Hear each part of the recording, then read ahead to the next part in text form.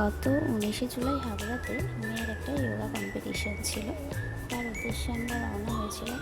তো পথে যেতে যেতে মা মেয়ের কিছু খুনসুটি একটু ভিডিও তুলে রেখেছিলাম। মেয়েকে ডাকছিলাম, মেয়ে শুনছিল না, আবার দেখছিল, হাই করছিল। সাথে প্রকৃতির কিছু অপূর্ব ভিডিও তুলেছিলাম, যেগুলো ক্যাপচার না করে পারলাম না। এত সুন্দর লাগছিল দেখতে বাইরের পরিবেশটা। মেঘলা ওয়েদার ছিল, কখনো রোদ কখনো বৃষ্টি।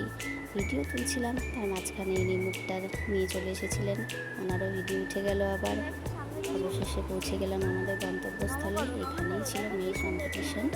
যদিও কম্পিটিশানে কোনো ফটো বা ভিডিও তোলা অ্যালাউ ছিল না, সেই জন্য আর তুলতে পারিনি। এটা ছিল কম্পিটিশানের পরে টিফিন খাওয়ার সময়, নাচতে নাচতে টিফিন খাচ্ছিল। দেখুন কত ভিড়। আর এই হলো সেই দিদি, যে কিনা সারাটা সময় ওকে কাঁধে নিয়ে চড়িয়ে বেরিয়েছিল।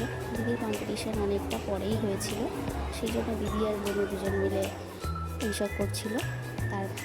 তারপর অনেকক্ষণ ধরে আমরা যার জন্য ওয়েট করছিলাম, অনেকক্ষণ থেকে, সেই সময় চলে আসলো।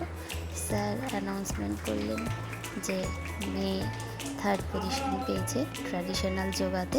বাড়ি থেকে যে স্বপ্নটা নিয়ে মেয়ে বেরিয়েছিল সেটা পূর্ণ হয়েছে, সার্থক হয়েছে সেই স্বপ্নটা।